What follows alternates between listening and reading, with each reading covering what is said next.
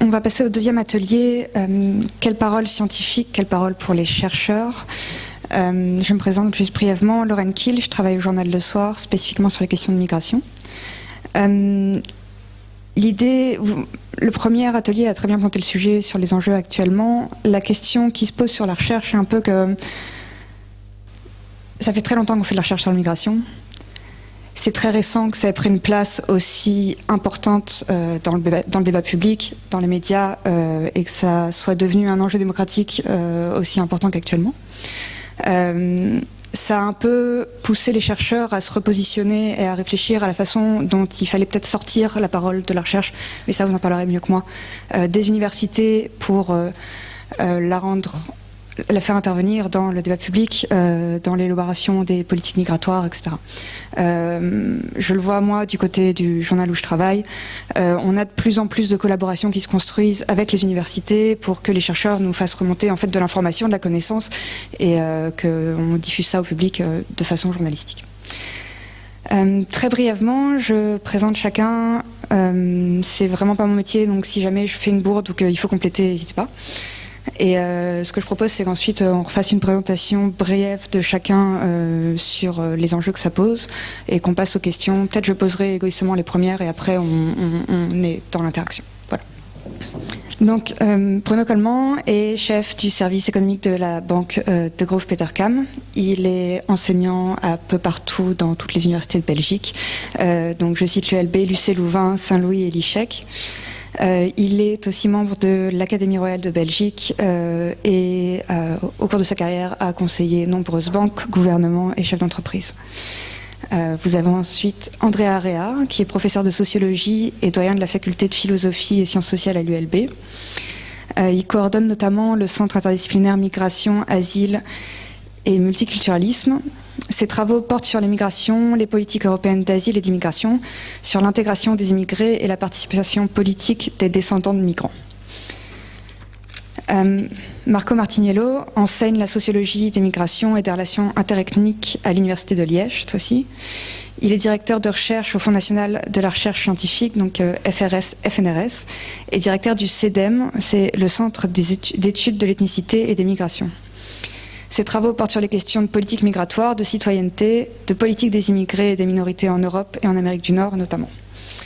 Et enfin, Antoine Roblin, qui est actuellement à l'Université de Lausanne, premier assistant, c'est ça ?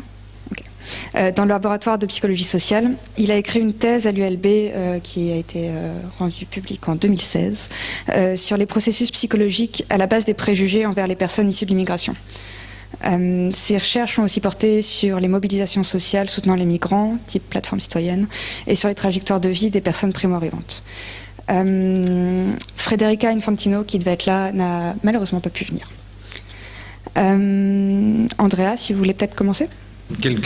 Juste 2 mots pour introduire. Je pense que une des questions importantes qui se pose par rapport à ceux qui travaillent sur l'immigration, c'est que souvent, comme point de départ, en l'occurrence pas Bruno Coleman dans le panel tel qu'il est là, c'est de dire ceux qui travaillent dans le milieu académique sur la migration sont des pro-migrants. C'est-à-dire qu'il y a déjà l'étiquette a priori quelque part du positionnement des chercheurs sur la dimension politique de la migration. Alors moi j'ai plutôt une position, avec d'autres d'ailleurs, quand même de dire qu'il y a une importance quand même à la recherche scientifique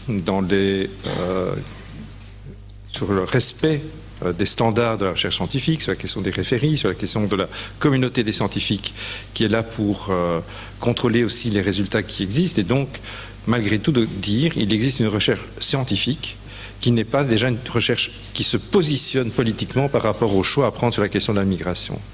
Et je pense que c'est important de le faire et de le dire. Donc je maintiens, je dirais, la dimension scientifique des travaux, ce qui ne veut pas dire que, par ailleurs, les chercheurs sont aussi des citoyens et qu'ils prennent aussi des positions par rapport à l'usage politique et social des travaux qu'ils mènent ou que d'autres collègues mènent. Mais je pense que cette différenciation-là, pour moi, me semble vraiment importante. Encore une fois, surtout sur un sujet qui est déjà polémique et sur lequel, quelque part, est remise en cause de manière perpétuelle le bien fondé des résultats des travaux. Je voudrais quand même aussi dire que ça ne concerne pas que la recherche scientifique en sciences humaines et sociales qui est déjà souvent attaquée considérée comme étant une pseudo-science au regard d'autres sciences. Mais c'est aussi dans un contexte très particulier qui est celui, quand même, je voudrais aussi le citer, d'une crise de ce qu'on appelle les savoirs experts. C'était Ulrich Beck qui, il y a déjà très longtemps, avait dit le monde scientifique et de la recherche est concurrencé par d'autres discours qui ne sont pas de la science et qui remettent en cause même les résultats scientifiques. Il y en a un exemple qu'on peut rendre très facilement, c'est celui de la vaccination. Vous savez comme moi qu'aujourd'hui on remet en cause les bienfaits de la vaccination, remettant en cause d'une certaine manière l'ensemble des études épidémiologiques sur cette question-là. Donc il y a aussi une crise d'une certaine manière de la légitimité même du discours provenant des universités. Alors pour le coup on pourrait dire même en économie, il suffit de savoir comment les économistes interprètent ou pas la crise de 2008, etc.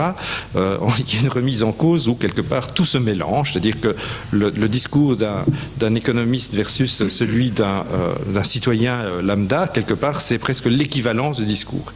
Et je pense que ça c'est un des enjeux importants. Mais pour se positionner là-dessus, et par rapport au débat qu'on a eu tout à l'heure, oui, c'est important de rappeler que certes, peut-être dans la presse, parce que dans la presse comme sur Facebook, c'est mieux d'avoir quelque chose de polémique, et donc le livre de Theo Franken, même s'il a été épuisé toutes ces informations dans La Fleur, on va lire Franken plutôt qu'aller lire La Fleur, ce qui est une mauvaise chose, mais que c'est important quand même de rappeler le bien fondé des chercheurs. Maintenant, la question de comment on se positionne, peut-être qu'on se positionne aussi d'une manière très défensive par rapport à ça, doit être mise en évidence, mais je réaffirme la nécessité d'avoir une recherche scientifique selon les standards admis des sciences humaines et sociales par rapport à la production en matière de migration, d'intégration, ethnicité, et que ceci ne veut pas dire pour autant qu'il n'y a pas de prise de position possible. Mais on est aussi dans un débat général sur, et je voulais dire autrement encore, on est sur la lutte sociale des définitions légitimes pour tous les sujets.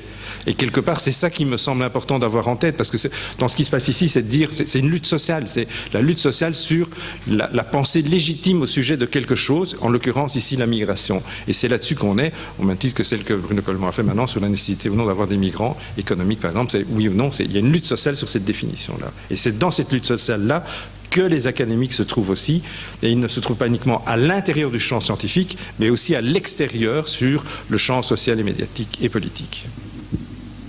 Monsieur Coleman, vous avez peut-être un autre regard étant pas... Non, je n'aurais pas un regard tellement différent, parce que quand vous parlez à juste titre de la crise, je vous cite de la légitimité scientifique, ça concerne au premier chef l'économie, sachant que l'économie c'est une pseudo-science. Ce n'est pas une science du tout, c'est simplement une influence conjoncturelle empreinte d'un peu de sociologie, d'anthropologie, de démographie, enfin d'un peu toutes sortes de choses. Et non, alors de mathématiques... Peut-être de statistiques, c'est tout, même pas de mathématiques, je pense. Et ce qui est intéressant dans le débat sur la migration, c'est que c'est un sujet qui a été pendant très longtemps considéré comme étant hors champ de la recherche dure en matière d'économie.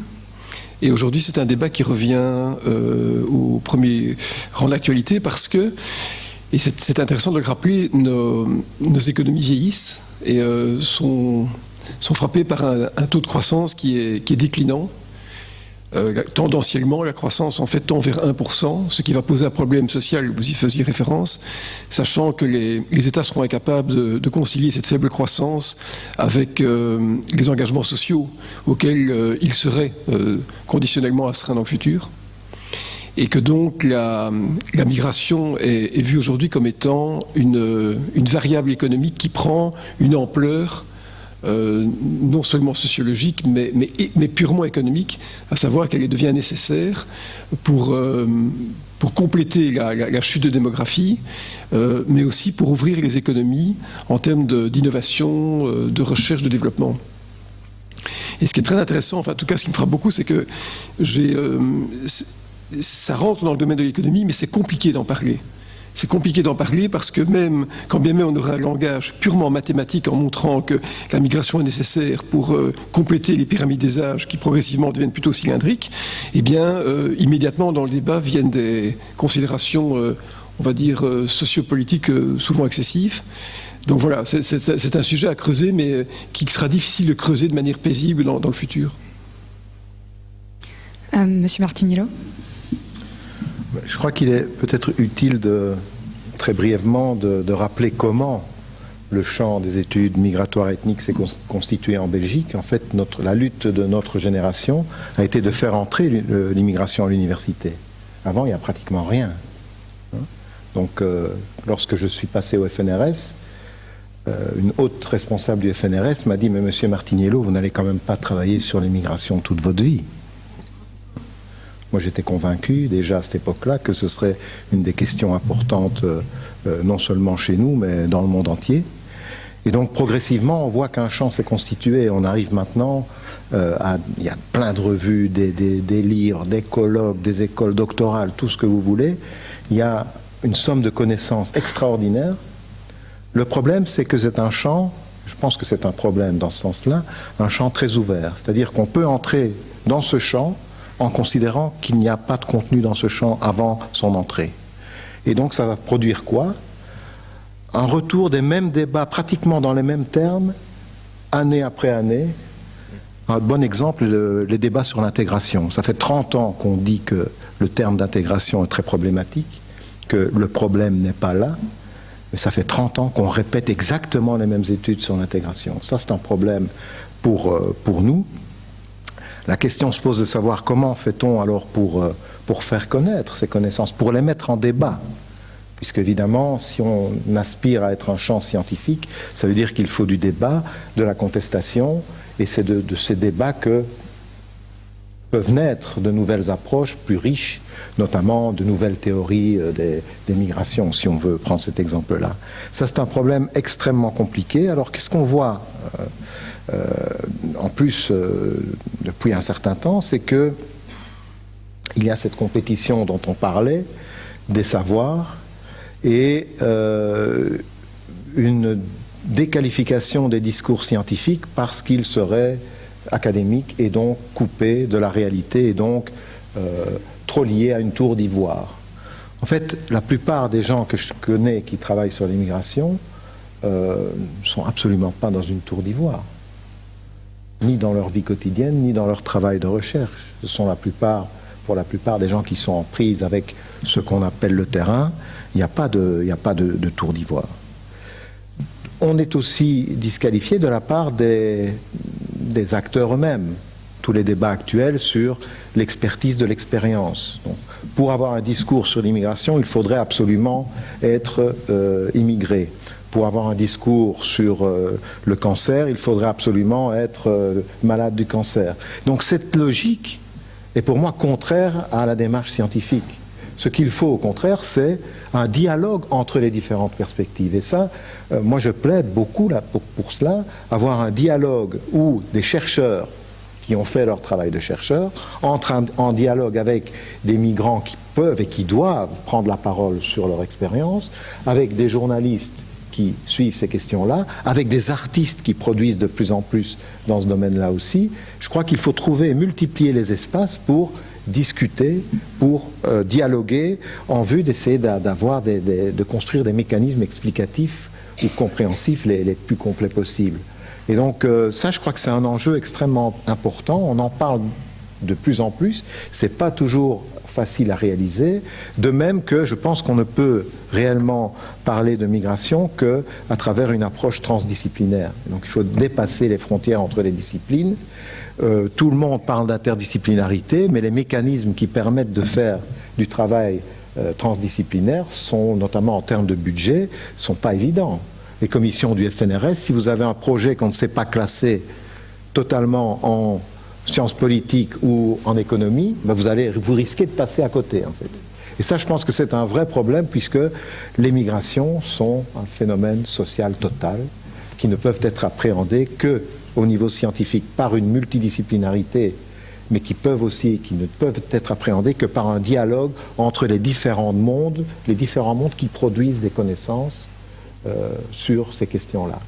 Et donc, je crois que ça, c'est deux enjeux extrêmement importants, mais qui se développent dans un espace où, contrairement à notre génération, où Abdelmalek Sayad, qui reste à mon sens le plus grand chercheur sur l'immigration au monde, disait au départ, la science de l'immigration, c'est une science du pauvre faite par des pauvres. Hein, parce que la plupart des chercheurs étaient eux-mêmes issus de l'immigration. Aujourd'hui, c'est plus vrai. Aujourd'hui, vous pouvez être dans des lobbies de gauche, de droite, pour ou contre l'immigration. Vous pouvez avoir des projets à 2, 3 millions, 4 millions d'euros pour travailler sur l'immigration. Vous pouvez faire carrière avec l'immigration. Ça change quand même la donne. Ça amène une compétition d'une autre nature dans le débat et dans le champ académique. Si. Monsieur Roblin, je suis désolée, j'ai le réflexe d'appeler par le prénom, c'est mal. Est-ce que, libre de parler, mais est-ce que les enjeux se posent un peu différemment en Suisse, du coup ? J'ai plutôt parlé d'un projet qui me semble être une bonne porte d'entrée pour parler de la place de la recherche et du scientifique par rapport à cette problématique de la migration. Et le projet, c'est, bon, ça fait un peu de promotion aussi, mais c'est Migration là des préjugés, un projet pour lequel on a travaillé, qui a été coordonné, qui est toujours coordonné par André Area. Et en fait, je le trouve intéressant parce qu'il permet de faire ressortir des dimensions qui me paraissent importantes quand on parle de, en fait, qu'est-ce qu'on peut dire aussi en tant que scientifique face aux jeunes en l'occurrence, puisque Migration là des préjugés propose des formations et des ateliers à des jeunes de la région bruxelloise et wallonne. Et donc, qu'est-ce qu'on peut dire en fait ? En tant que scientifique, qu'est-ce qu'on dit ? La première dimension qui me paraît importante, c'est sûr que nous, notre core business, comme on a tendance à le dire, c'est l'information. On récolte de l'information, on récolte des données, on va sur le terrain, on a des choses à dire par rapport à une problématique, on a toute une série d'informations à transmettre. Mais au-delà de cette information à transmettre, je pense que le leitmotiv un peu aussi de ce projet-là, et pour reprendre une phrase une citation de Rachid Benzine, c'est l'opposé en fait de la connaissance, c'est pas l'ignorance, mais c'est les certitudes. Et en fait, on travaille sur cette question de la certitude. Avec les jeunes, on les amène surtout à se poser des questions, à remettre en débat les idées qu'ils peuvent avoir, ces certitudes dont on a discuté dans le premier panel, qui sont souvent basées sur des perceptions plutôt que des faits. Ces certitudes qui sont renforcées aussi par l'environnement social qui sont autour d'eux. Ces certitudes qui sont en fait ce qu'on appelle aussi en psychologie sociale tout ce qui est les stéréotypes et les préjugés. Mais ces certitudes aussi qui, dans la vie quotidienne et en tant que psychologue social, c'est bien de le rappeler, qui sont profondément indispensables et importants pour notre vie quotidienne. On a besoin de ces raccourcis, ces petites cases qu'on fait, etc., mais qui nous amènent à des raccourcis peut-être un peu trop forts, au fur et à mesure, et d'un point de vue sociétal, à des formes de discrimination. Et cette mise en altérité-là, eh ben, on va essayer de la remettre en question. On va dire, en fait, dans ces ateliers, on va d'abord s'intéresser à ce qu'ils disent. C'est un peu dans cette idée du dialogue, du débat. On va les écouter, et puis en plus de ça, on va les amener à accepter une forme de complexité de la migration. Plus qu'un débat entre je suis pour, je suis contre, en fait, la migration, c'est complexe. Et c'est d'ailleurs pour ça qu'on travaille, qu'on a travaillé, qu'on va encore travailler sur la question migratoire, c'est parce que c'est profondément complexe. Et si j'avais à évaluer un petit peu les formations qu'on donne, ou même une intervention qu'on fait, ou même par exemple à la fin de cette journée-ci, ce que j'aimerais bien, c'est qu'on puisse se dire, bon en fait, la migration c'est peut-être un peu plus complexe que ça. J'avais des a priori, j'avais des idées par rapport à ça, mais en fait c'est un peu plus complexe. Et ce schéma-là, ce processus-là, ce processus de remise en question de mes certitudes, moi, c'est probablement l'objectif principal que je vais me donner quand j'interviens en tant que scientifique sur la chose. Au-delà de mon opinion personnelle, au-delà de ce que je pense de la question migratoire, j'ai envie que la personne en face de moi, elle ne s'intéresse pas forcément à ça, mais qu'elle accepte la complexité qu'il y a derrière ça. Et ça, je pense que c'est un point, donc au-delà des informations qu'on recueille, etc., c'est de pouvoir convaincre que ce qu'on fait est profondément compliqué tout simplement. Et donc c'est en ça que je trouve que souvent on rentre dans un peu cette dichotomie et cette polarisation de la société, et qu'on est repoussé un petit peu vers ce schéma, vous êtes pour, l'autre des autres sont contre, et donc du coup notre discours devient complètement hermétique face à certaines populations. Là, en ayant cette position-là de me dire c'est compliqué, on sort un petit peu de ce schéma de polarisation aussi. Et d'ailleurs, je trouve qu'une position, que ça soit par rapport aux journalistes ou même une position par rapport aux jeunes, à savoir, moi je me rappellerai dans une formation, c'est vrai que c'est pas évident toujours de se confronter au regard et aux questions que peut avoir la jeunesse. Mais je suis pas très vieux non plus. Mais c'est de dire en fait quand je sais pas, ben je sais pas. C'est tout. Je sais pas. En fait, je sais que je ne sais pas ce que tu me poses comme la réponse. Et cette question du je ne sais pas, sur laquelle on n'est pas du tout formé à répondre, que ça soit dans l'enseignement, que ça soit à l'université, elle est profondément pédagogique et elle est profondément importante aussi, de pouvoir juste admettre que je sais pas, c'est tout. Et que cette question du je sais pas doit être aussi formatrice et inciter l'intérêt individuel et collectif pour nourrir un savoir. Donc, voilà. Merci. Sur la question de la place de la parole scientifique, à un moment où il y a d'un côté l'ultra-compétition par rapport à des non-chercheurs ou des nouveaux chercheurs, etc., le fait qu'on tourne en rond, le fait aussi qu'on va vite étiqueter la recherche francophone comme de gauche progressiste. Le parti de Stex avait inventé le concept de parti immigrationniste qui regroupait la recherche, les mouvements citoyens, les médias, voilà. Dans cet environnement-là, comment on fait quand on est chercheur pour essayer de porter sa parole, porter cette question de complexité? Est-ce qu'à un moment donné, les chercheurs doivent devenir leur propre porte-parole et commencer à être hyperactifs sur Twitter, comme c'est le cas de certaines personnes, nouer des liens avec les médias? Est-ce qu'il faut aller faire le tour de toutes les écoles de Belgique pour expliquer sa démarche aux élèves? Comment on fait? Je veux bien continuer comme je t'ai lancé. Je pense que plus que la place du chercheur, je pense que c'est la place des chercheurs. Sur la question des mobilisations sociales, je trouve que l'exemple de la plateforme citoyenne est relativement éloquent. Je ne vais pas ouvrir ma porte si j'étais tout seul. C'est profond. L'engagement, la mobilisation, c'est, je pense, aussi un processus qui est profondément collectif. Et pour qu'il y ait ce processus aussi qui est collectif, qui va m'amener à construire une expertise collective, une intelligence collective, qui va aussi m'amener des formes d'identité, de sentiment d'efficacité, etc. Mais pour qu'il y ait des processus collectifs qui se créent, il faut qu'il y ait ce qu'on appelle, et en sciences sociales, des structures d'opportunité qui se construisent. En fait, des structures qui structurent mon engagement. Ces structures-là, par exemple, comme les migrations là des préjugés, elle va donner toute une série de supports sociaux et qui va me dire, en fait, même quand je vais construire mon propre projet de recherche, je vais me dire, en fait, je peux intégrer les données que je vais récolter dans ce projet-là. Et ça rentre dans quelque chose qui me dépasse, moi, en tant que chercheur, tout seul, isolé, sur une question très précise, en tant que doctorant qui pose des questions très précises. En fait, on est collectivement engagé dans un mouvement. Tout comme la plateforme était, où les volontaires étaient collectivement engagés dans un mouvement. Et je pense que cette idée du collectif qui s'engage pour qu'il y ait une parole ou plusieurs paroles, une hétérogénéité de paroles, parce qu'on n'a pas tous les mêmes opinions non plus, mais en tout cas que collectivement, il y ait des choses qui se créent pour désenclaver les chercheurs de son côté solitaire et individuel. Je pense que ça, c'est un facteur qui est profondément important et qui rejoint complètement même tous nos travaux sur les questions des mobilisations sociales, etc. Si je peux embrayer, nous, dans mon centre, on a une ligne de conduite qui est très claire, en tout cas par rapport aux médias, c'est de rechercher le contact lorsqu'on a des résultats à présenter.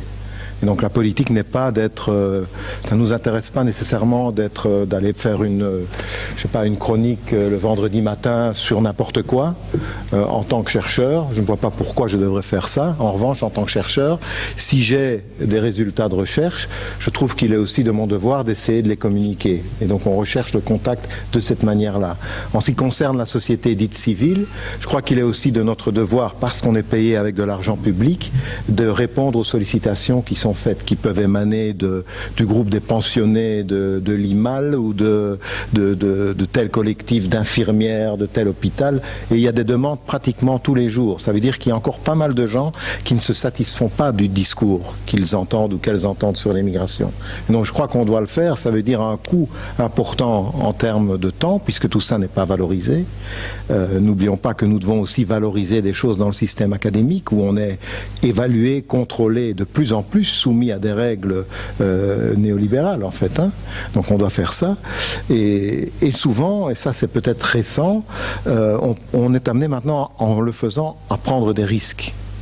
Donc on reçoit, plusieurs d'entre nous reçoivent des menaces assez régulières, verbales mais parfois aussi physiques. Et donc ça m'est arrivé. Et donc en toute franchise, moi j'ai pas peur du contact physique, mais en tant que vice-doyen à la recherche, imaginez que j'en colle une à un militant du Parti populaire dans la salle de l'université de Liège. Ça la foutrait un peu mal quand même. Et donc ça montre quand même que les choses ont changé. Il y a 10 ans, ça ne se serait jamais produit. Et donc aujourd'hui, le simple fait de parler sur l'immigration est déjà considéré comme une prise de position politique, quel que soit le contenu de votre discours. Et donc c'est pas facile de se positionner par rapport à cela, d'autant plus qu'on peut ajouter chez certains d'entre nous parfois un certain découragement. On avait l'impression que les choses étaient un peu mieux il y a un certain nombre d'années que maintenant, où pratiquement finalement le discours de Salvini ou le discours de Rea, ça a exactement la même valeur, quoi, et donc ça pose des problèmes. Je crois que Antoine a raison, il faut continuer à parler avec celles et ceux qui ne se satisfont pas de ce qu'ils entendent et continuer à expliquer que oui, on ne peut pas dire c'est comme ça, parce que la réalité est très complexe et émouvante et pleine d'ambiguïté aussi. Et donc quand je dis aller parler, c'est évidemment aussi avec les gens avec qui on n'est pas d'accord. Ça a été dit ce matin. Je suis d'accord avec ça. Je crois qu'il faut parler avec les électeurs, par exemple, des partis d'extrême droite. En revanche, moi, je ne vois pas l'utilité pour un chercheur d'avoir un débat avec Jan Franken. Pas Jan Franken, avec Theo Franken. Jan est un grand sociologue de la pauvreté et de l'immigration qui a fait beaucoup pour ce champ en Belgique. Parce que là, évidemment, il n'y a pas de débat possible. Mais avec les électeurs, je pense qu'il y a vraiment moyen. Je vous donne la parole juste après. Sur la question de comment avoir ce contact avec les électeurs, avec les gens aussi qui pensent différemment, ça me fait mal de le dire, mais est-ce que passer par les médias traditionnels, c'est encore suffisant, sachant qu'on sait qu'il y a cet effet de bulle qui est toujours plus renforcé et qui fait que les lecteurs du soir ont un positionnement qui n'est pas forcément uniforme, mais c'est difficile de sortir de cette bulle-là. Est-ce qu'il ne faut pas trouver d'autres moyens de parler à l'ensemble de la population et de manière différente, via des outils différents, parce que la société change sur ces questions de communication ? Oui, tout à fait. D'ailleurs, beaucoup d'entre nous, de plus en plus, sont sur les médias sociaux, Twitter, Instagram, Facebook, avec évidemment là, l'idée c'est d'amener des gens vers un débat. C'est pas d'avoir un débat, on sait que c'est impossible d'avoir un débat sur Facebook. Ça dévie très très vite vers les insultes et le conflit stérile. Mais peut-être que c'est des moyens qu'on doit en tout cas examiner et mieux utiliser, faire flèche de tout bois. Mais moi, je suis encore quelqu'un qui croit au contact personnel. Et donc, lorsque, après une conférence, des militants du PP viennent m'expliquer qu'en fait je me trompe, que tous les réfugiés sont en fait des déserteurs qui ont abandonné femmes et enfants. C'est pas nécessairement facile à entendre puisque ça correspond pas à la réalité, mais je crois qu'il faut quand même essayer de discuter, et c'est beaucoup plus facile de le faire en face à face que sur Facebook, où là je pense que c'est impossible. Monsieur Colmont ? Oui, moi je voudrais compléter ce propos par un témoignage personnel. Il se fait que je suis donc j'ai les titres académiques, j'ai un doctorat, j'enseigne, mais étant dans la vie professionnelle, je ne suis pas considéré comme un vrai académique, et travaillant, me donnant cours à l'université, fait de moi un non véritable professionnel. Et ce qui me semble, c'est que la recherche académique, quel que soit le domaine, mais ça résonnera avec ce que vous avez dit, a été en grande partie dépossédée de sa fonction référentielle. Donc un type comme moi est plus influent dans les médias par ses fluences idéologiques que par la profondeur d'une recherche scientifique que je n'effectue pas. Et il me semble que les médias traditionnels ont un rôle extrêmement important à jouer, parce que les médias sociaux, c'est vrai, sont là, mais sont tellement dilués dans des maelströms de courants contradictoires qu'ils en perdent la crédibilité, alors que les médias traditionnels ont un rôle de journalisme, c'est-à-dire d'opposition des points de vue. Et je pense qu'ils ne donnent pas assez la parole à la recherche scientifique, je répète, quel que soit le domaine, et j'en suis moi-même la parfaite illustration. Et ça me met, de nouveau à titre personnel, très très mal à l'aise, parce que, ayant choisi aussi par exemple de ne pas donner des cours dans une université mais dans plusieurs, me disqualifie dans le domaine académique, mais ne me crédibilise pas non plus dans le domaine professionnel. Donc je pense qu'il y a des démarches à faire aussi au niveau des rectorats. Au niveau de l'affirmation, de la profondeur, du caractère important de la recherche scientifique. Et moi, il y a un phénomène il y a un fait qui m'avait fort frappé, c'est que lorsqu'on a parlé là, des visites domiciliaires, il y a eu, je crois, une démarche de 7 recteurs d'université qui était balayée de la main là, par notre secrétaire d'État bien aimé. Et ça, pour moi, c'était l'illustration de 2 choses. D'abord, que le pouvoir politique, finalement, n'avait pas grand-chose à faire, mais que le monde académique n'était pas assez résilient pour continuer à opposer son point de vue. Donc, voilà. Monsieur Ra. Juste deux exemples aussi. Un plus large qui ne touche pas à la migration.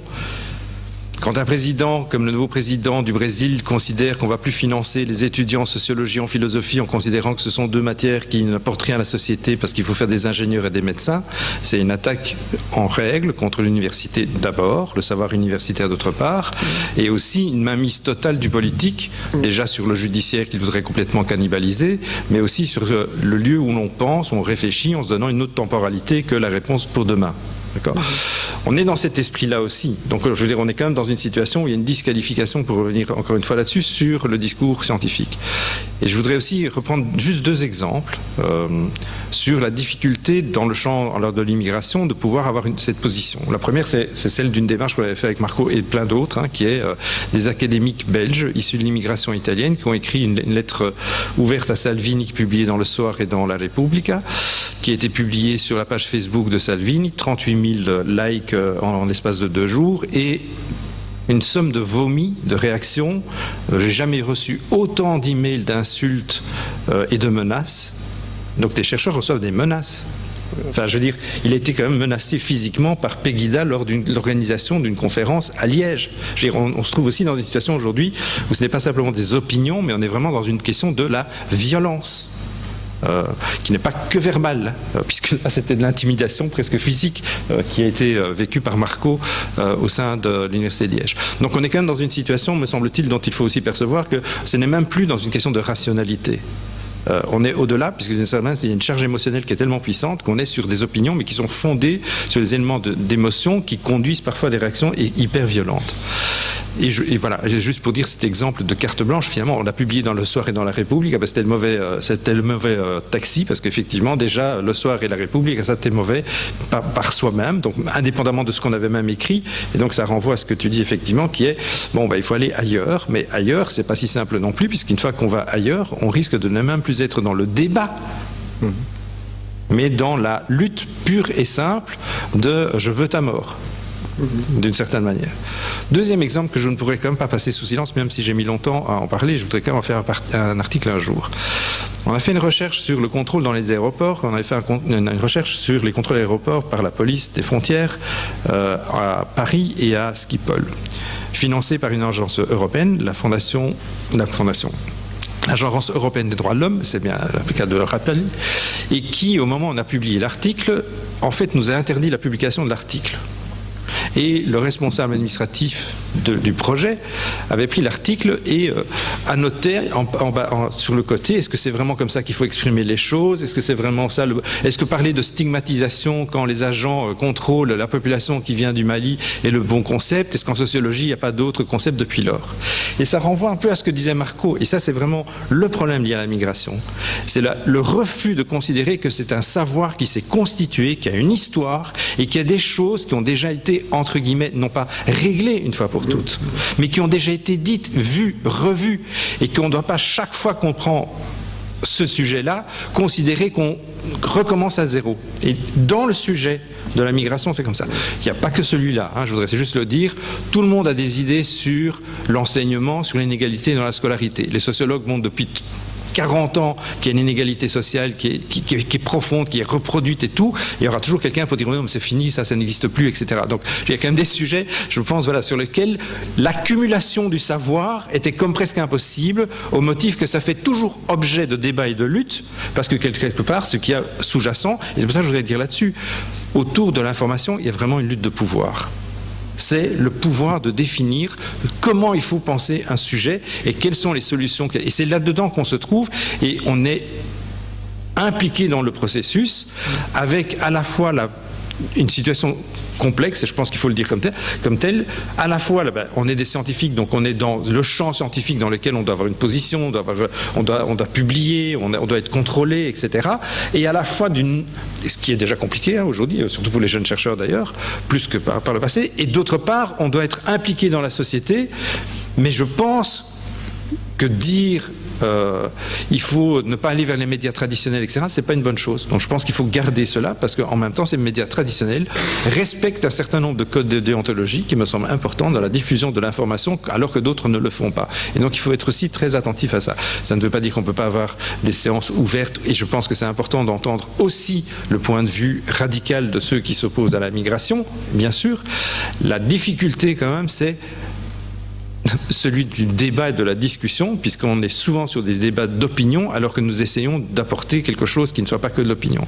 Et moi, juste pour terminer là-dessus, à un moment donné, j'avais refusé de continuer à aller sur les plateaux de télévision. C'était à un moment donné, on faisait une recherche demandée par Verlingen sur immigration et délinquance.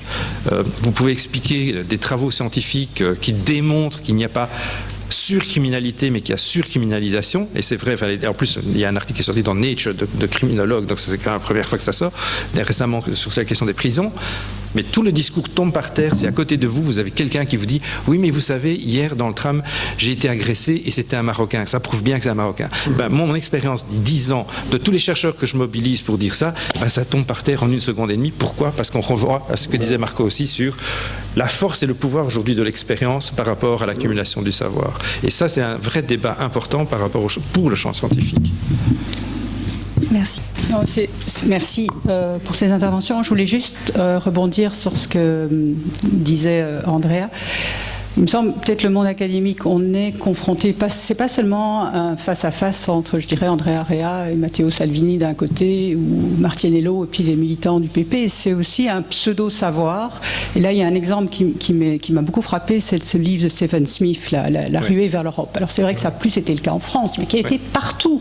Il a eu un prix à l'Académie française et tout ça. Et donc c'est la Constitution. Et ça a été, si j'ai bien compris, je ne suis pas spécialiste, démonté par notamment François Héran, les plus grands spécialistes de la migration, qui montrent que sa maîtrise de la démographie, du développement économique est tout à fait à côté. Mais on a l'exemple d'un pseudo-savoir, au fond. On est en concurrence avec des essayistes qui du coup sont mobilisés dans les médias et présentés comme étant des scientifiques, alors même que...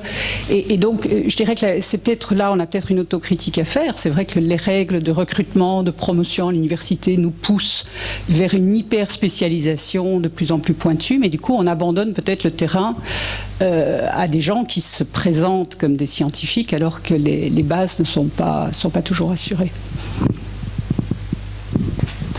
Il y a une autre question. Merci. J'ai une question aux sociologues de la migration. On pense qu'on partage tous les mêmes catégories. Et en fait, on pense que quand on parle de migration, on parle tous de la même chose. Et en général, on n'a pas les mêmes intentions. Les différents acteurs n'ont pas forcément la même bonne foi quand ils communiquent. Et la communication n'est pas forcément à des fins de coopération, elle est à des fins, pour certains, de maintien ou de prise de pouvoir quand on est dans les élections. Et la migration peut apparaître comme un pur prétexte. L'exemple le plus évident, c'est la Hongrie, qui n'était pas du tout un pays de migration, n'a commencé à parler de la crise de la migration que quand Orban s'est fait acculer par des accusations de corruption. Et donc la migration est devenue un discours cache-sexe pour se maintenir au pouvoir.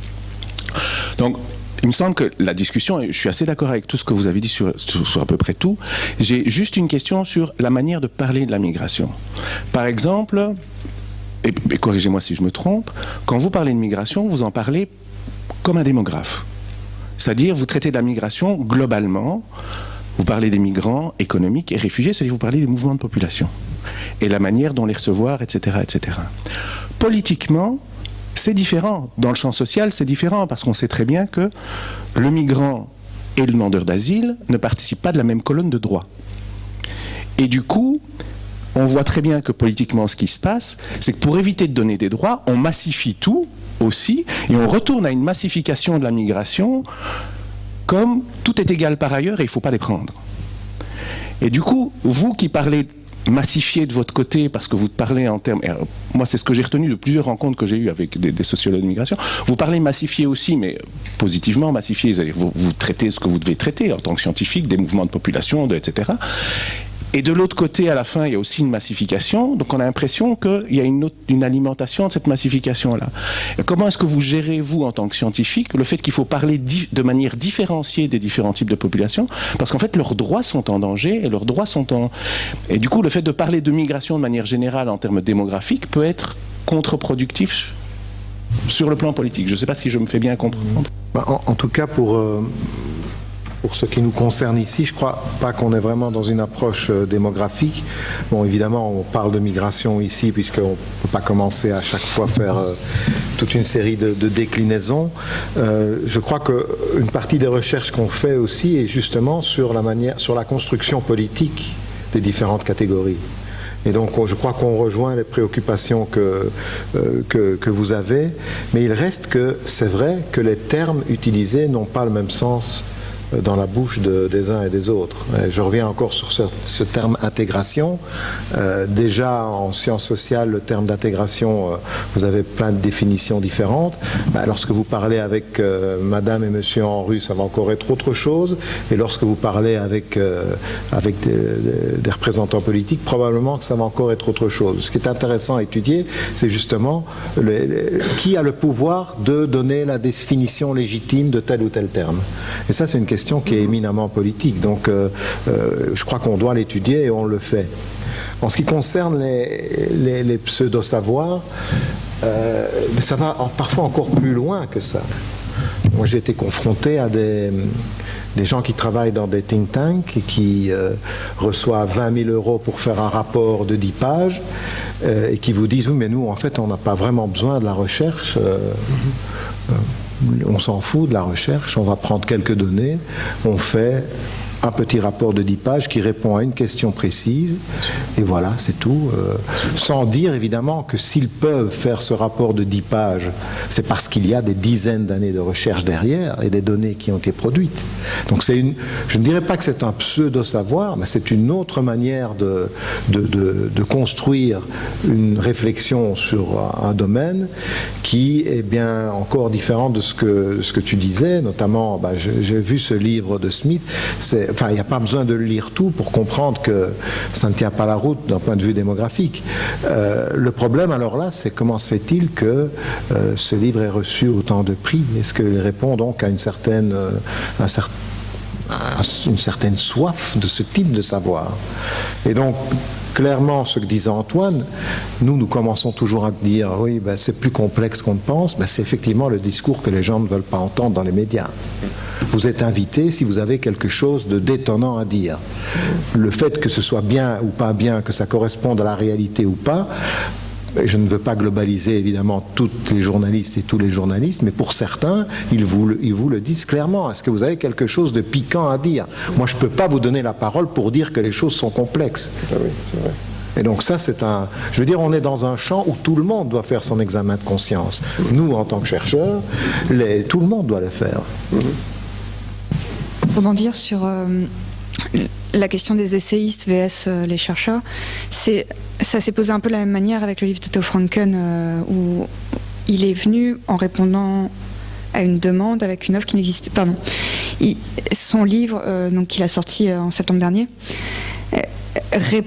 c'est une offre qui n'était pas sur la table jusqu'à présent, il vient avec une approche global où il parle de démographie, j'irais pas dire sociologie parce que là on est vraiment dans les caricatures dans son bouquin, mais de sciences politiques, le livre, je sais pas si certains l'ont lu, donne un narratif cohérent, facile à comprendre sur les mouvements de population, la démographie des populations musulmanes qui explosent. Donc, hop, naturellement, ça va devoir se déverser vers l'Europe, puisqu'en plus, il y a l'attrait économique, l'appel d'air, etc. Et quelque part, ça donne un propos cohérent et ensemble, quand on travaille avec des chercheurs, vous êtes chacun spécialisé dans un domaine hyper spécifique. Il y a très peu de gens qui ont cette vision un peu globale et de recul avec, si je puis dire, la légitimité et les intentions pures pour là-dessus. Est-ce qu'il y a aussi quelque chose à penser, comme ce qu'a fait Lafleur avec son livre sur la question de la migration à un point? Est-ce qu'il y a d'autres choses à aller chercher de ce côté-là? Mais on le fait depuis longtemps. La question, le livre de Jean-Marie Lafleur, c'est important. Ça renvoie un peu à la question de Justine, mais je ne suis pas sûr de ce que je vais dire va apporter quelque chose de neuf. C'est que dans les universités, dans le travail scientifique, on est sur un travail sur la complexité. Et que ce soit en médecine, en économie, en sciences sociales, je veux dire, on est sur la complexité. La traduction que l'on veut pour en faire du discours médiatique, c'est la simplicité. Je suis désolé, je veux dire, si demain tu écris un livre, tu vas le faire pas comme tu fais tes longs formats, c'est compliqué, il faut le faire avec une idée simple, c'est Smith, c'est en fait un livre qui sert juste à appuyer ou à légitimer le discours relatif au grand remplacement, même s'il ne le soutient pas comme tel. Et je pense que ce qui est vraiment important, c'est de se poser la question qu'énonce Marco, c'est pourquoi dans l'espace médiatique il n'y a pas le recul nécessaire par rapport à dire pourquoi donner à ce point une caisse de résonance à un ouvrage qu'on peut démonter complètement. C'est-à-dire, est-ce que là on n'alimente pas l'idée de, en fait, nous sommes dans la simplification totale et absolue du message qu'on doit donner, que l'ensemble des éléments qu'on va mettre en évidence pour soutenir une thèse doivent être complètement convergents, qu'il ne faut montrer à aucun moment que c'est d'abord plus complexe, que c'est antagoniste, qu'il y a des contradictions, que les choses ne sont pas simples, parce que ça ne va pas. Et donc on crée un narratif qui est, on a un beau discours où finalement tout s'emboîte bien, un peu de démographie, un peu de politique, un peu de sociologie, et j'ai ma thèse qui sort à des fins politiques. Et la question, alors pour moi, je le renverrai presque aux médias, c'est, et Smith, ancien journaliste du Monde, bon, comment se fait-il que d'une certaine manière, dans l'espace du champ médiatique, on construit d'une certaine manière cette résonance parce que quelque part c'est aussi le champ médiatique qui s'auto-légitime en faisant ça, et là il y a quand même un conflit qu'on voit aujourd'hui entre un nombre, je ne veux pas faire le conflit des professions, mais un nombre considérable de journalistes qui se prennent sur des sujets, l'école, la prison, le voile, tout ce que... qui jouent en disant je fais de l'investigation journalistique, mais étant dans le champ dans lequel ils sont, donnent une ampleur bien sûr d'autant plus forte à ce qu'ils soutiennent, mais parfois en réduisant, me semble-t-il, la complexité de ce qui est là. Alors peut-être que nous on n'est pas assez présents, on ne fait pas bien notre job, on devrait faire plus de vulgarisation, tout ce qu'on veut, ça je ne suis prêt à analyser cela. Mais je pense qu'il faut aussi interroger le champ médiatique sur l'emballement qui est à l'intérieur de celui-ci, à refuser quelque part de construire la complexité dans ces modes de communication. Si vous pouvez juste compléter ce que vous venez de dire. Moi, il y a deux choses qui m'ont frappé comme vous dites, dans l'espace médiatique. Le premier, c'est que tout ce qui est outrancier résonne mieux. Et alors, dans la Belgique francophone, il se passe quelque chose de très singulier, c'est que des auteurs français ont toujours plus d'espace en termes relatifs que des auteurs belges, quand on doit débattre de problèmes domestiques. Et je l'ai expérimenté, mais d'autres de mes amis dans le champ de l'économie y ont été confrontés comme moi. C'est assez saisissant. Et donc, il y a une sorte de fascination pour le monde, ici parisien en l'occurrence, qui disqualifie la recherche belge. Et il suffit d'abord de voir la fameuse émission de Fabien Van der Merch le samedi après-midi sur le RTBF. Je ne suis pas sûr qu'elle ait des taux d'écoute extraordinaires, alors que son objectif, c'était justement de remettre dans cet espace médiatique des chercheurs, mais finalement, ça aura moins de résonance que n'importe quel type qui aurait écrit un livre outrancier en France. Et donc, je pense qu'à Presse Belge, j'ai une grosse responsabilité. J'ai peut-être aussi envie de rajouter juste un petit point. Je suis tout à fait d'accord avec ce qui a été dit, mais je pense qu'aussi c'est important de ne pas uniquement extérioriser ces causes en fait de la non-résonance du discours scientifique. Je pense que c'est important aussi. On est formé dès le début de notre doctorat à réfléchir originalité, à réfléchir innovation d'un point de vue scientifique. Et on est poussé en tant que jeune chercheur à écrire, innover d'un point de vue scientifique, mais on n'est absolument pas du tout poussé, que ça soit dans l'écriture du projet, etc., à avoir des applications hyper concrètes des choses. C'est-à-dire que c'est souvent un prétexte, on va écrire un petit paragraphe sur l'impact sociétal que peut avoir le projet, mais de manière structurelle, je pense qu'il y a des choses qui sont aussi à faire se regarder comme aussi un organe et des institutions innovantes de ce point de vue-là. C'est délicat dans la position de défendre tout le métier et par ailleurs sur des éléments où je vous rejoins sur certains aspects. Je le dis pas à mes collègues, sur la fascination qu'on peut avoir sur ces essayistes français. En plus, c'est quelque chose les éditorialistes français, ces faiseurs d'opinion, c'est quelque chose qu'on a beaucoup moins en Belgique.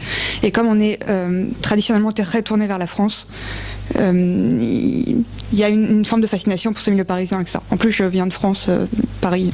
Ne me jetez pas de pierre.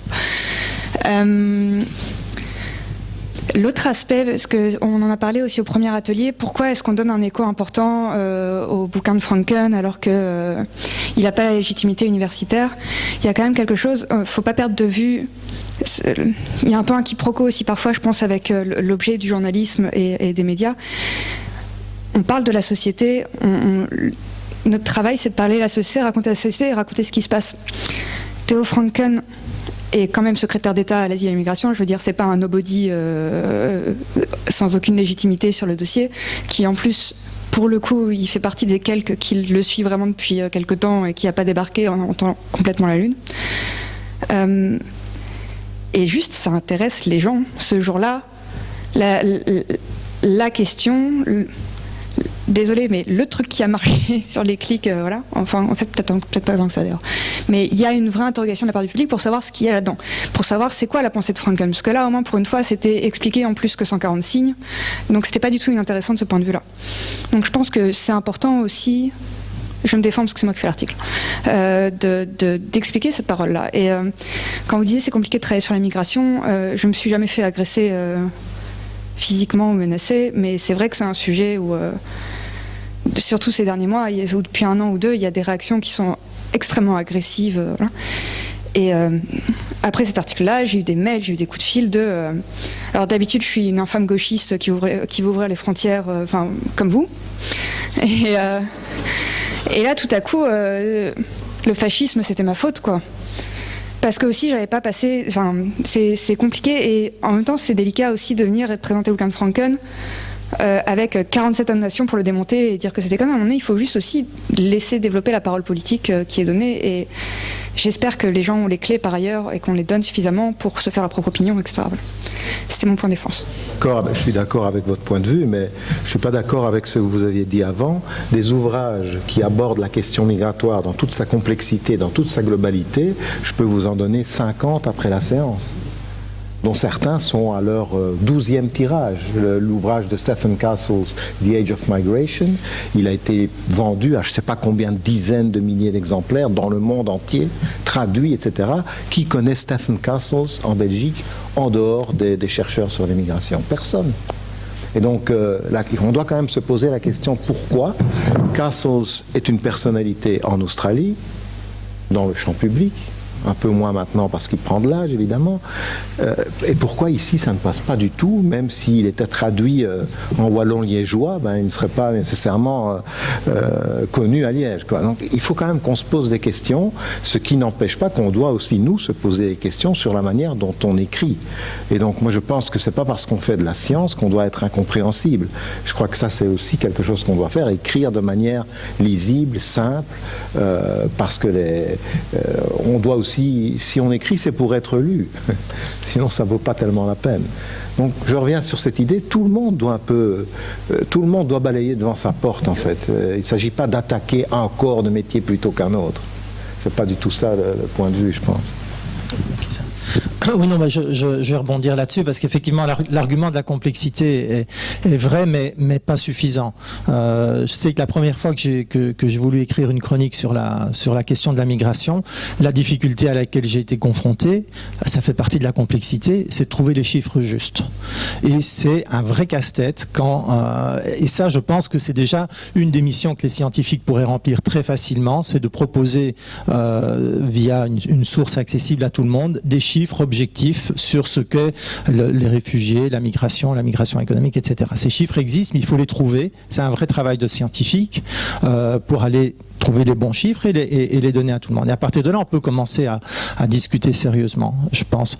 Et donc, effectivement, l'argument de la complexité ne doit pas, mais vous venez de le dire, ne doit pas nous empêcher de chercher le moyen clair d'exprimer la complexité. En fait, la complexité peut s'exprimer sans la simplifier, mais en la clarifiant. Et ça, je pense que c'est vraiment notre mission. Alors, je pense par ailleurs qu'il y a sans doute une spécificité de la Belgique et de la Belgique francophone qui n'aime pas les intellectuels, qui n'aime pas les débats approfondis. Et ça, alors on peut continuer à le déplorer ou on peut se dire, ben non, on va essayer, comme ce qu'on fait aujourd'hui, de montrer qu'on peut être intellectuel et quand même parler la même langue que les gens, communiquer avec eux. Mais une question quand même que je voulais vous poser.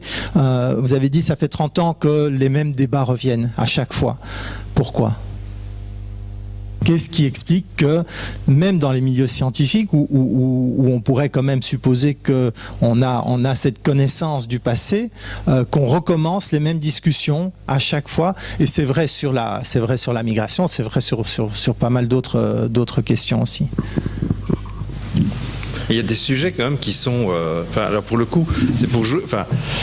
en sciences sociales et en sociologie, la prison, l'école, l'immigration. C'est des travaux qui se répètent, qui ont des lignes quand même de confirmation sur des données permanentes qui reviennent sans cesse. Et c'est juste sur la question de poser l'inégalité, puis en fait ça renvoie à ça à chaque fois. Ça touche à la question de l'inégalité dont on est sûr... s'agissant plus des migrations, c'est vraiment ça qui est important, me semble-t-il. Aujourd'hui, on voit très bien que la question de l'inégalité de proximité fait plus débat que l'inégalité dans ses extrêmes. C'est-à-dire, ouais, on va encore nous emmerder avec l'impôt sur les grandes fortunes, mais qu'est-ce qu'on sait sur... Donc l'idée du grand écart, d'une certaine manière, c'est, bon, on n'en parle pas. L'inégalité de proximité, c'est-à-dire, moi j'ai l'impression d'avoir un peu commencé comme toi, mais toi tu gagnes quand même le double de moi. C'est pas normal, quoi. Et le migrant qui arrive, qui est dans une vie probablement de déclassement, s'il est réfugié d'ailleurs, il arrive plutôt dans une situation de déclassement plutôt que d'espérer d'ailleurs de monter. Par rapport à quelqu'un qui est en Belgique, ça va être aussi une inégalité de proximité. Et d'une certaine manière, la question de la prison des pauvres, l'inégalité sur la scolarité qui reproduit les couches sociales de manière quand même constante, quand bien même il y a bien sûr des différenciations, des exceptions statistiques, etc. Et sur la question de la migration, on reprend toujours les mêmes concepts, c'est compliqué. Oui, la société se reproduit. Reprenez simplement ça. Enfin, je veux dire, après, on n'aime pas Bourdieu, on peut critiquer, il y a plein de choses qu'on peut voir, mais l'idée de la reproduction de la société, que les mécanismes sociaux et que les institutions contribuent d'une certaine manière à une forme de reproduction, est une idée qui est peu entendable dans l'opinion publique, dans l'espace politique, parce que dans l'espace politique, ça ne fait pas rêver. Hein. Ça, c'est clair que, franchement, il n'y a aucun ministre de l'Éducation qui va dire « je vais être ministre de l'Éducation en sachant que, de toute façon, à la fin de mon mandat, je sais très bien que 30% des élèves qui ont commencé au moment de mon mandat vont rater l'école, parce que ça, on sait le faire en termes de prévisibilité statistique. Donc, il n'y aura personne ça ne fait pas rêver. Donc, on est sur des sujets qui ne font pas rêver, parce qu'on est sur la question de l'inégalité. Et ça renvoie à ça, d'une certaine manière. Moi, je pense que ça renvoie à des mécanismes, des processus d'inégalité, de proximité, qui rendent la question vraiment difficile et peu légitime. Dans l'espace médiatique, dans l'espace citoyen peut-être aussi, et dans l'espace politique, alors là, encore plus, me semble-t-il. Mais je pense que c'est important de venir là-dessus. Et pour l'instant, ce qu'il y a, c'est une disqualification de ce savoir, parce que ça, c'est plus important encore. C'est une disqualification de ce savoir. Alors, c'est une manière de répondre, et je ne l'ai pas fait tout à l'heure à Dan sur la question de la massification. On est aussi dans une situation aujourd'hui, sur les mécanismes que je viens d'énoncer, c'est qu'on sera plus crédible si on fait de la science, c'est-à-dire si on vient avec des statistiques. Et si on a une superbe régression logistique qui démontre exactement quels sont les facteurs qui jouent, on sera encore plus crédible. Parce que cette dimension, je dirais, humaine, personnelle de l'expérience, en fait, nous ramène dans un danger qui est celui qu'énonçait tout à l'heure Marco, c'est-à-dire c'est mon expérience contre ton expérience, et d'ailleurs, si tu n'es pas migrant, tu ne peux pas avoir la migration parce que tu ne connais rien. Et donc, c'est problématique. Mais en même temps, on est ramené toujours plus sur des études plus quantitatives, et c'est pour ça aussi qu'on est... les économistes aujourd'hui prennent plein de poids là-dessus parce qu'ils ont cette expertise-là. Mais encore une fois, c'est une désespérance. Moi, juste pour le dire comme ça, j'ai écrit une préface à un livre sur l'éducation, j'ai été relire ce que j'avais écrit il y a 30 ans, mais c'est la même chose. C'est désespérant. Si je peux ajouter 2 points pour la question de la sociologie des migrations, il y a le fait, comme je le disais tout à l'heure, que c'est un champ qui est relativement récent dans l'espace académique et il n'y a pas encore cette idée d'un état des savoirs qu'il faudrait maîtriser avant de faire une contribution. On arrive dans le champ et on pense qu'on est le premier et donc on va répéter des trucs qui sont là depuis 30 ans et ça, je pense que ça se passe moins, par exemple, aux États-Unis où toute la sociologie américaine s'est construite en étudiant l'immigration. Et donc on entre là, il y a un état des savoirs à maîtriser. Ici, c'est pas le cas. Deuxièmement, il y a le pouvoir du politique qui détermine les objets de recherche légitimes. Et donc, vous savez que si vous ne parlez pas d'intégration de cette manière-là, vous n'entrez pas dans Horizon 2020 ou dans d'autres projets. Donc, il y a une détermination des objets politiques valides par le politique, en fait. Et donc, il faut s'y conformer, d'une certaine manière. Il faut des mots-clés. Et donc, les mots-clés varient. Laura, tout à l'heure, parlait de ça. C'est Laura Calabrese, parlait de ça, c'est clair. Il faut faire une analyse sémantique. Et on voit maintenant que pour avoir un projet H2020, cette vague-ci, il faudra utiliser tel mot-clé qui n'étaient pas nécessairement les mêmes qu'il y a 5 ans, mais qui reviendront probablement dans 5 ans. Et donc, là, je pense qu'une lutte aussi, c'est de conserver un certain contrôle dans la manière dont on va construire un objet de recherche. Et bien sûr, je ne suis pas rêveur, il n'y a pas d'autonomie totale, mais quand même, je pense que si on nous dit sur quoi il faut faire de la recherche et comment, et en utilisant quel concept, je crois que c'est mieux alors de faire simplement de la consultance. Par ailleurs, ça nous permettrait de gagner beaucoup plus d'argent.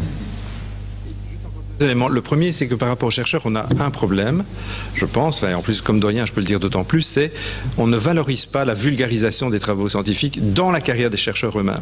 C'est-à-dire, on va dire ça compte quand même pour rien du tout. Hein. Par contre, les publications dans top revues, ça vaut. Donc, quelque part, la dévalorisation à l'intérieur du champ académique de la vulgarisation, quelque part, contribue à isoler l'académique du discours politique.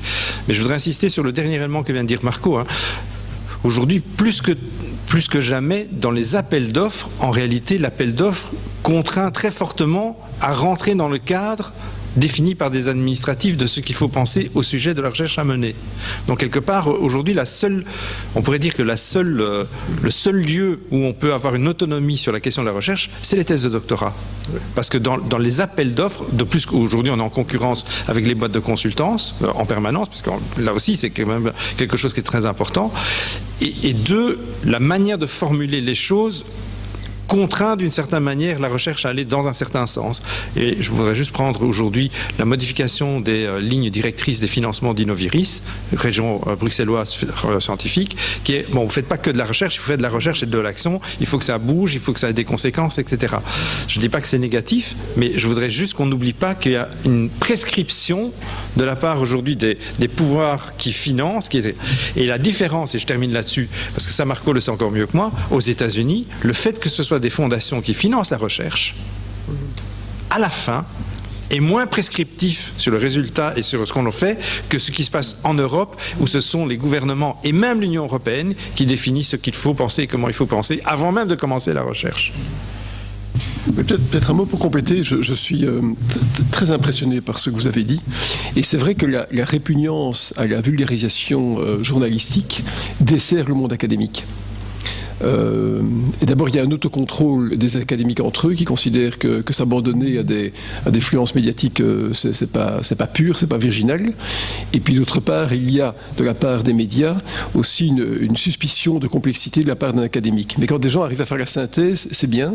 Et c'est ça qui donne, je crois, le champ ouvert à des think tanks et à d'autres boîtes de consultance qui maintenant, d'ailleurs, rentrent dans le domaine scientifique en embauchant des doctorants, des doctorés. Ça n'a pas beaucoup d'importance. Mais donc, il y a aussi un grand effort à faire de la part des académiques en termes de sortie de l'hermétisme ou de l'élitisme intellectuel dans lequel ils sont placés. Alors l'observation et l'analyse, elle est clairement au cœur de la démarche scientifique, mais moi je suis ingénieur. Et donc je me demandais, dans des questions pareilles, dans quelle mesure il y a aussi un discours scientifique autour de la construction des solutions. Est-ce que ça existe, ou bien est-ce que la recherche est surtout concentrée sur la description de la réalité et la compréhension de la réalité ?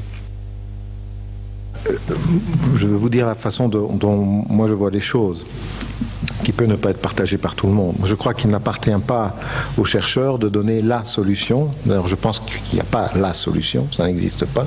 Je pense que ce que nous pouvons faire, en tout cas, c'est proposer des scénarios en disant voilà le problème tel qu'il est. Si on adopte telle politique, on peut s'attendre à telle ou telle conséquence. Si au contraire vous adoptez telle autre politique, on peut s'attendre à d'autres conséquences. Et dans une démocratie, il appartient aux gouvernants de décider dans quel sens aller. Donc je crois que nous pouvons essayer de mettre... Notre rôle est plus difficile puisque nous travaillons avec des êtres humains. Et donc, on doit toujours être modeste, et ça, 40 ans d'études des politiques migratoires nous enseignent qu'on ne déplace pas en démocratie des individus comme on déplace des capitaux ou des biens. Parce que les individus ont des projets, ont une réflexion, et ces projets, ces réflexions peuvent évoluer. Et donc, on peut inviter à la modestie déjà, et proposer des scénarios en disant, voilà, quelles conséquences vous pouvez escompter si vous adoptez telle ou telle mesure. Ce serait ma réponse en termes simples. Mais on peut prendre un exemple d'une recherche qu'on avait faite en 2000 sur l'attitude de la population belge à l'égard des demandeurs d'asile quand il y a des centres ouverts qui s'ouvrent localement. Au terme de la recherche, on a découvert quelque chose qui est en plus là pour le coup justement connu depuis longtemps. Il faut le vecteur de contact. S'il y a du contact entre les demandeurs d'asile qui sont à l'intérieur du centre, mais qui ont des contacts à l'extérieur puisqu'ils circulent librement dans le village, mais qu'on organise quelque part des formes de contact entre la population locale et le demandeur d'asile, quelque part ça diminue les préjugés, ou ça diminue le rejet, ou du moins l'ignorance ou l'indifférence. D'accord. Bon, donc ce qui va dans le sens d'un certain nombre de pratiques qui ont été mises en œuvre, qui sont les petits déjeuners d'Oxfam et des choses comme ça. Bon. De même qu'on avait mis en évidence qu'à partir du moment où le pouvoir politique, et en particulier le bourgmestre ou la bourgmestre, a un discours d'opposition radicale par rapport à ça, libère complètement la parole de la population, quand bien même ce qui s'est passé par exemple à Walcourt il y a 3-4 ans maintenant, quelques mois après, ça change complètement. Bon. La question c'est jusqu'à quel point les autorités locales, fédérales ou régionales, prennent en compte les propositions. Puisqu'aujourd'hui, il n'y a pas une seule enquête dans laquelle on ne finit pas l'enquête, les conclusions de l'enquête, à titre scientifique, mais on fait ce qu'on appelle des recommandations. Et donc, quelque part, ces recommandations fonctionnent, mais ce sont bien des recommandations. Il appartient aux politiques, après, de décider lesquelles elles prennent. Mais je voudrais quand même insister là-dessus, particulièrement en matière migratoire, d'ailleurs, la question des propositions a souvent été énoncée, mais c'est encore une fois le politique qui voit ce qui est. Donc on dit ce qui est possible et eux voient ce qu'ils veulent réaliser. C'est ça la différence entre les deux registres de la sphère scientifique et politique. Ouais, peut-être. Donc il y a clairement des patterns, et en l'occurrence l'étude de 2000 et l'étude qu'on a reproduite là montre en fait ces patterns-là. Mais au-delà de ça, il y a aussi des événements qui sont moins prévisibles. Et par exemple, l'étude qu'on a faite, qui est un peu la reproduction de ce qui avait été fait en 2000, montre qu'il y a quand même des choses, et par des événements qui sont très ponctuels, comme la diffusion d'une photographie d'un petit enfant qui s'échoue sur la plage. Eh ben, fondamentalement, ça a changé beaucoup de choses dans la dynamique sociale qui est apparue. C'était difficilement prévisible. Deuxième chose qui était difficilement prévisible, c'est l'émergence de structures citoyennes de par des enjeux qui sont d'hommes et de femmes, de leaders qui s'imposent sur la scène sociale, sur la scène médiatique, etc., et qui fédèrent autour d'eux, de par aussi un monde associatif qui décide un moment, que ce soit le monde sans papier, etc., qui décide un moment de construire quelque chose, des choses qui en fait, on pouvait difficilement prédire que ça allait se passer. Maintenant, une fois que la dynamique s'est engendrée, c'est sûr qu'on peut après faire des présuppositions, on peut aussi commencer à avoir des types de recommandations, etc. Mais il y a aussi des événements qui sont beaucoup plus complexes et qui dépassent la chose du prévisible. Et à contrario, on peut aussi dire ce qui ne sert à rien d'être fait. Par exemple, la question du mur aux États-Unis, le mur de Trump, Doc Macy, qui est un des plus grands spécialistes des migrations, dit Monsieur le Président, ça ne sert absolument à rien, puisque le problème que vous voulez résoudre en terminant la construction de ce mur, le problème dont vous parlez n'existe plus depuis 10 ans déjà. Donc il peut le dire, mais ça n'empêche que M. Trump ne va pas changer d'avis, puisque c'est devenu quelque chose une question d'honneur, même pour lui, on a l'impression. Pour revenir au niveau belge, est-ce que sur l'aspect solution, maintenant que c'est devenu un enjeu de société aussi important, est-ce que ces dernières années, vous avez des partis qui sont venus vers vous, des politiques qui sont venus en recherche d'intelligence sur le sujet, d'idées Non. Non, mais on a quand même... Tu dis non, mais... non. Non. Je crois qu'il y a des contacts à différents niveaux. Nous sommes dans un pays extrêmement compliqué. Par exemple, lorsque nous faisons une recherche pour la politique scientifique fédérale, on nous demande de faire des recommandations, mais des recommandations liées au niveau de pouvoir fédéral. Donc on ne peut pas faire des recommandations liées aux régions, aux communautés ou au local. Donc ça veut dire que déjà, c'est une limite extrêmement importante. Je crois qu'en Belgique, on n'a pas cette idée d'associer systématiquement le monde académique à la prise de décision politique, comme c'est le cas en Hollande, comme c'est le cas en Suède. Ça se fait parfois sur la base d'acquaintances personnelles ou de proximité géographique. Donc il est clair qu'à Liège, parfois on reçoit des sollicitations de la ville sur certaines questions. Parfois les partis peuvent nous contacter. Moi en général je réponds, je vais, quel que soit le parti, sauf si c'est un parti d'extrême droite, je préfère le dire. De toute façon ils ne m'invitent pas, mais je n'irai pas parce que, comme j'ai dit tout à l'heure, je pense qu'aucun débat n'est possible entre quelqu'un comme moi et M. Franken, avec ses électeurs bien, je le répète. Et parfois, on se rend compte aussi que nos travaux sont utilisés, mais on ne nous dit pas on a utilisé vos travaux. Et ça ressort parfois 10 ans après. Ah oui, mais on avait utilisé votre rapport. En fait. Pour nous, ce serait quand même bien qu'on nous le dise, quoi. Ce serait bien, non ? Mais pas du tout. Le monde politique n'aime pas tellement les scientifiques. Je pense. J'ai été chef de cabinet, moi, d'un ministre fédéral, quelqu'un que j'admire beaucoup d'ailleurs, mais il y a peu d'osmose, peu de porosité entre le monde scientifique et le monde politique, parce que le rapport au temps est complètement différent. Et le monde politique est nolens volens dans l'immédiateté. Et pour rejoindre ce que vous disiez tout à l'heure, l'expérience immédiate est plus importante que l'accumulation des savoirs. Non, mais c'est pas... on exagère, parce qu'on va dire qu'on était membre d'un parti et qu'on a travaillé dans une commission à l'époque où ce parti faisait des réunions. Mais je pense que, d'abord, l'idée de l'anti-intellectualisme du monde politique est quand même important en Belgique. Et je veux dire, c'est quand même Marcel Lippmann qui l'avait démontré il y a déjà très longtemps au sujet du POB qui refusait des intellectuels organiques, alors que d'autres situations politiques en Europe démontraient le lien qu'il y avait entre le monde intellectuel d'une part de manière générale et d'autre part le monde politique. Je pense qu'aujourd'hui, on arrive dans une logique quand même de technicité, de propositionnel, qui fait qu'on esquive très vite le moment de l'analyse pour arriver tout de suite à la solution. Et ça rend les choses plus compliquées dans le dialogue. C'est qu'à partir du moment où on dit, on ne passe même plus par la case diagnostic, analysons ce qui se passe pour faire des propositions, ben finalement, on se retrouve un peu dans une difficulté de dire, aller vers les politiques pour dire c'est ça qu'il faut faire, c'est compliqué. Voilà. Je pense que c'est ça. Bon. Maintenant, est-ce qu'on est frileux?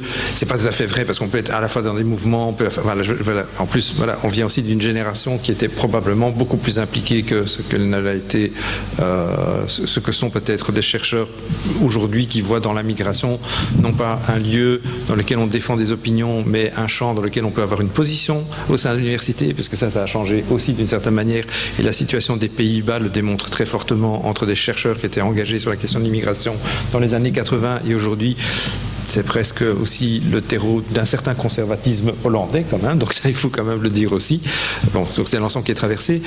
Mais sur la frilosité, je pense qu'aujourd'hui c'est le fait, me semble-t-il, de la difficulté aussi d'avoir des partis où on a des individus. Mais est-ce que les partis... D'ailleurs, je vais poser une autre question. Quel est le poids aujourd'hui des bureaux d'études des partis politiques face à ce que font les individus? J'ai l'impression qu'il y a eu un moment où il y a eu une importance des bureaux d'études des partis qui définissaient des notes, qui produisaient un savoir à destination des députés, etc. Et aujourd'hui, je pense que c'est beaucoup plus individualisé, ce qui rend d'ailleurs plus compliqué, me semble-t-il, la possibilité de communiquer. Mais peut-être que vous avez raison sur la question de la frilosité. Je pense aussi qu'elle est liée aussi à une expérience, c'est-à-dire qu'à un moment donné, on dit, on participe, on dit des choses, et on a dit des choses il y a longtemps. Écoutez, on va dire autrement. Sur la question de la discrimination, je pense qu'on est intervenu, je ne sais pas combien de fois pour dire il y a des mesures qui sont inscrites dans la directive européenne liée à la discrimination sur les tests dans les entreprises, sur la question de la migration. On le dit, on le redit, on le surdit. Voilà, pour des raisons politiques, ça n'aboutira pas. Ou sur la région bruxelloise, ils ont fait un petit truc, mais ça n'aboutit pas. Et donc, à un moment donné, on se dit, mais à quoi ça sert de continuer d'une certaine manière, puisque quelque part, les propositions qui sont faites ne vont rentrer que dans l'agenda politique tel qu'il va se constituer à un moment donné. Donc voilà, je dirais à un moment donné, le catalogue des propositions, il est là. Je pense qu'il est là. Il n'y a pas non plus un exemple. Je pense que Marco et moi, depuis 20 ans, on dit la politique de fermeture des frontières, alors après, frontières ouvertes, pas ouvertes, on ne va pas ouvrir ce débat là maintenant, mais la politique d'immigration de fermeture telle qu'elle apparaît aujourd'hui ne va pas. Il faut ouvrir des canaux légaux de migration et il faut redéfinir ce que c'est la politique migratoire relative à l'asile, puisqu'elle a pris une ampleur importante depuis 1980 d'une certaine manière. Donc ces propositions existent, elles sont formulées. Après, on peut les traduire comment? Oui, il faut redynamiser la question des politiques migratoires au niveau économique en définissant de manière claire un discours qui dit oui, nous avons besoin. Il y a tout le problème sur la directive européenne relative au détachement du personnel qui rend les choses plus compliquées. Mais ces propositions existent, elles sont énoncées. Je ne pense pas que ces propositions n'existent pas. Elles sont dites aussi par des associations, elles sont portées aussi par des organisations syndicales. Donc elles sont là comme propositions. Mais on est encore de nouveau, et je pense que c'est ça surtout qui est important, dans un champ de lutte sociale et politique sur les priorités qu'on veut mettre par rapport à un discours qu'on veut soutenir, qui est d'une certaine manière un discours, s'agissant de l'immigration, qui est on ne dit absolument pas ce qu'on fait. Parce que c'est indisible de dire ce qu'on fait. Oui, on continue et on a toujours été un pays d'immigration. Oui. Oui, il y a une politique migratoire. Oui, il y a aujourd'hui une politique migratoire qui est fondée sur entre guillemets, les droits des migrants. L'asile, le regroupement familial. Parce que le regroupement familial, ça va être le prochain débat qui va être fondamental, qui va dire aujourd'hui on va retourner à une politique qui était celle de l'Allemagne de 1960, qui était de dire pas de regroupement familial. On veut les migrants, mais on ne veut pas leur famille. Donc je dirais que les propositions, d'une certaine manière, ne sont pas absentes. Je n'ai pas l'impression qu'elles soient absentes. Et je pense qu'elles ont été formulées dans des mémorandums qui ont été formulés. Alors peut-être qu'on devrait faire des mémorandums pour le gouvernement, et on ne le fait pas. Mais je pense que ces propositions existent. Mais on est véritablement dans un champ de lutte, me semble-t-il, très fort, avec un agenda qui bouge et qui fonctionne surtout à comment coller à une opinion publique. Parce que même Franken, en réalité, n'a pas l'honnêteté de dire la politique qu'il a menée. Bien sûr, il y a des expulsions. Bien sûr, on enferme les enfants. Bien sûr, il y a des choses qui sont comme ça. Mais il y a une politique d'immigration malgré tout. Et que par ailleurs, l'immigration démographiquement, alors là pour le coup, ceux qui font vraiment de la démographie savent très bien que on va avoir un souci, quoi. Et je rappelle que, comme encore un exemple comme historique, en 2000, la section population de l'ONU fait un rapport dans lequel elle dit on va avoir besoin de 50 millions de migrants. Tollé général, en disant en 2050 on va avoir un problème démographique gigantesque, tollé général. Qu'est-ce qu'on fait aujourd'hui? On a toutes ces réflexions sur les pensions. Eh bien, on va augmenter l'âge de la pension, on va aller le plus tard possible pour ne pas renouveler la population par rapport à l'entrée sur le marché du travail. C'est un choix.